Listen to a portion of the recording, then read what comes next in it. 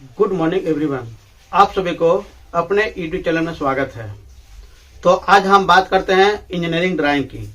First year में जो exam हो रहे हैं तो उसमें सारा सीबीटी एग्जाम में ऑब्जेक्टिव सवाल आ रहे हैं और ऑब्जेक्टिव सवाल में से जो इम्पोर्टेंट सवाल है वो उसको हम यहाँ जो है सोल्यूशन करेंगे। तो चलिए हम देखते हैं कि ये कौन कौन सा सवाल जो है बहुत इंपॉर्टेंट है एग्जाम के लिए और उसका अच्छे से व्याख्या करके हम लोग सोल्यूशन करेंगे और सारा कन्फ्यूजन दूर हो जाएगा। मेरे चैनल को अब तक सब्सक्राइब नहीं किए तो सब्सक्राइब कर ले और इस तरह से हमारा जो है चैनल पर ITI का जो है पूरा कंप्लीटली तैयारी किया जाता है। आप प्लेलिस्ट में जाकर के वहां से आप देख सकते हैं। तो चलिए हम शुरू करते हैं। सवाल नंबर 1 की बात करते हैं। तो सवाल नंबर 1 कह रहा है कि single capital vertical letter. Single capital vertical letter यानी आप लोग लेटर पढ़ेंगे तो लेटर में आपको है सिंगल वर्टिकल पढ़ना है, डबल वर्टिकल पढ़ना है, इंक्लाइंड पढ़ना है, रोमन पढ़ना है, इटैलिक पढ़ना है। 5 तरह के लेटर पढ़ना है। उसमें से एक लेटर जो है वो सिंगल कैपिटल वर्टिकल लेटर है। यानी आपका जो है सो सिंगल कैपिटल का मतलब है एक स्टॉक वाला और डबल रहेगा तो 2 स्टॉक वाला लेटर और कैपिटल का मतलब कैपिटल और लोअर का मतलब छोटा ABCD। तो यहाँ सवाल कर रहा है सिंगल कैपिटल वर्टिकल लेटर सदैव यानी हमेशा समकोण पर लिखे जाते हैं। तो इसका आंसर जो है वो 90 डिग्री या समकोण पर होगा। तो आपको ध्यान देना है कि हमेशा जो वर्टिकल लेटर रहेगा सिंगल वो समकोण पर लिखाएगा, इंक्लाइंड रहेगा तो 75 डिग्री पर लिखाएगा। तो ये दोनों बात को आपको ध्यान देना है। अब सवाल आगे हम बात करते हैं सही आकार व स्थान। यहाँ पे जो है खाली जगह है या 4 ऑप्शन रहेगा कि सही उत्तर पर अक्षरांकन का ड्राइंग महत्वपूर्ण होता है। यानी अगर सही उत्तर के रूप में सही जो है हम लोग है नियम के रूप में उत्तर देंगे तो उस उत्तर में अक्षरांकन कैसा रहेगा। तो अक्षरांकन जो है आकार और स्थान उसका जो है वो निश्चित रहेगा। निश्चित का मतलब है कि नियम से रहेगा यानी 7:4 के नियम में रहेगा तो उसका आकार और स्थान रहेगा। एक के गैप के बाद रहेगा एक स्टॉक के गैप तो वो भी गैप रहेगा।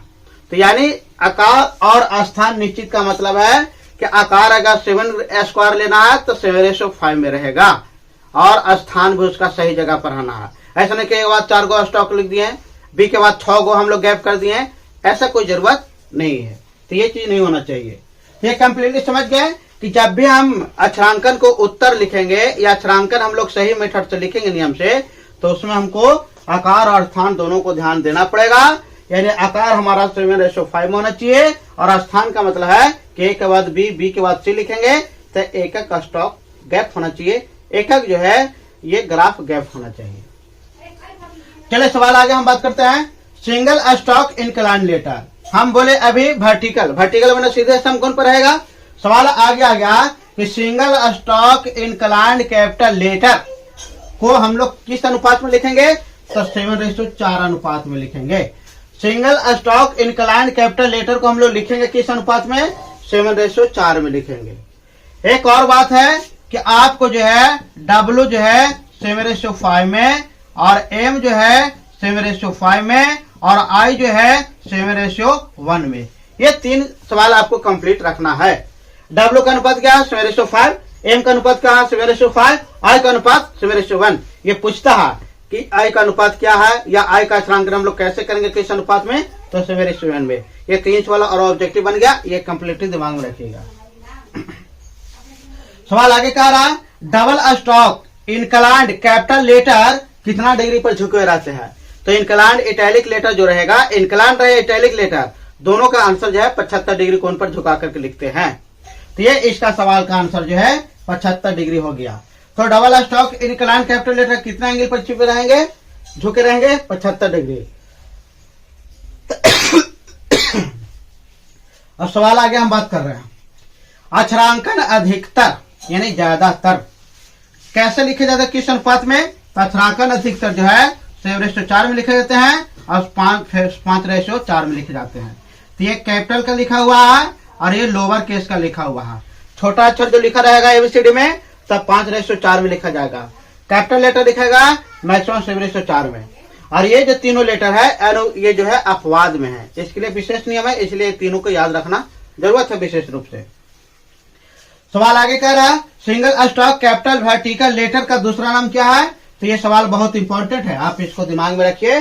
सवाल कह रहा single stroke capital vertical letter का दूसरा नाम क्या है? तो गॉथिक लेटर। गॉथिक लेटर का दूसरा नाम सिंगल स्टॉक वर्टिकल लेटर। ये दिमाग में रखना है कि गॉथिक लेटर और सिंगल स्टॉक के कैपिटल वर्टिकल लेटर एक ही है। ये सवाल बहुत इंपॉर्टेंट आता है, कंफ्यूज लोग कर जाते हैं। सवाल आगे कह रहा स्मॉल वर्टिकल लोअर केस में छोटा एबीसीडी। हम लोग उसको भी ग्राफ में बना करके लिखते हैं। तो कह रहा small vertical lower case letter का स्टॉक क्या होता है? तो सिंगल स्टॉक में लिखे जाते हैं। जब वर्टिकल है स्मॉल है तो सिंगल स्टॉक में लिखा जाएगा लेटर। सवाल आगे, स्थिर पानी की सतह के समानांतर रेखा कौन सा रेखा कहलाती है? तो क्षैतिज रेखा कहलाती है। क्षैतिज का मतलब है हॉरिजेंटल। हॉरिजेंटल इंग्लिश में रहेगा तो हॉरिजेंटल आप खोजिएगा। तो स्थिर पानी की सतह के समानांतर रेखा क्या कहलाती है? ये हॉरिजेंटल लाइन कहलाती है या क्षैतिज रेखा कहलाती है। या समुद्र तल के समानांतर भी कहेगा तो वो हॉरिजेंटल रेखा ही कहलाएगा। तो पानी के सतह के समानांतर या फिर क्षैतिज जमीन के सतह के समानांतर या धरातल सतह के समानांतर, तीनों का जवाब जो है ये हॉरिजेंटल क्षैतिज रेखा होगा। सवाल आगे बात करते हैं, जीरो का पूरा कोण क्या होगा? तो पूरा कोण का मतलब है कि दो कोण ए और बी कोण मिला करके 90 डिग्री हो जाए। तो यहाँ 0 रख दिए तो यहाँ 90 रखेंगे तो इसका 90 आंसर होगा। तो इस तरह से कोई भी पूरा कोण रहेगा तो आप अच्छे से निकाल लीजिएगा। अगर 30 का पूरक रहेगा तो 60 हो जाएगा। 60 30 90 होता है। 20 का पूरक 20 और 70 90 होगा तो 70 हो जाएगा।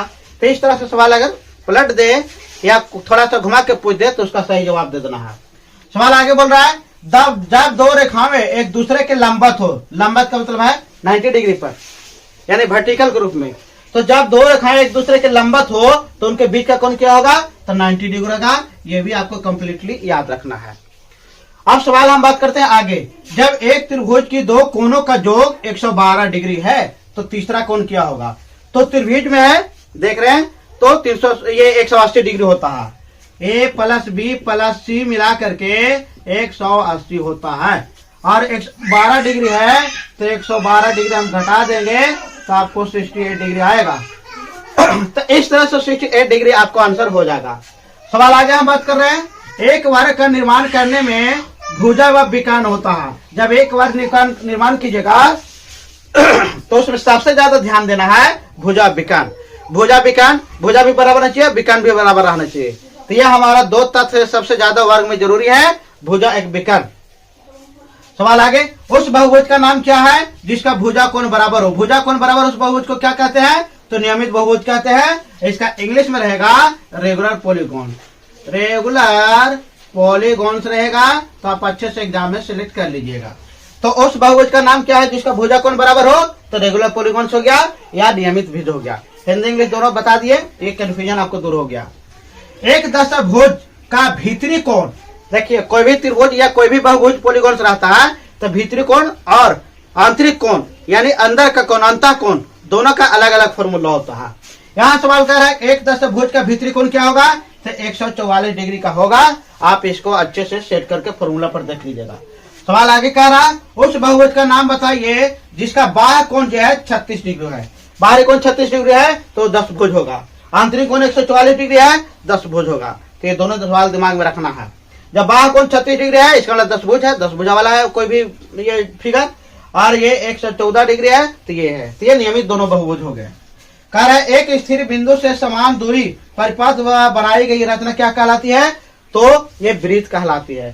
सवाल आप एक बार समझिए, एक स्थिर बिंदु से समान दूरी पर चारों तरफ से समान दूरी है तो वृत्त कहलाएगा, सर्किल कहलाएगा। ये सवाल कंप्लीट रखिएगा। ये सवाल पूरा हमने करवा दिया। हम उम्मीद करते हैं कि इस सवाल में कोई भी कंफ्यूजन नहीं बच रहा होगा। अगर कोई भी कंफ्यूजन है तो हमारे कमेंट सेक्शन में लिखिए। अगर और कोई भी लेसन में आपको दिक्कत है या कोई चीज नहीं समझ में आया तो कमेंट में लिखिए, उसका भी हम लोग विस्तार से बताएंगे। और मेरे चैनल को लाइक सब्सक्राइब शेयर करें। मेरे चैनल देखने के लिए बहुत बहुत धन्यवाद। Thank you.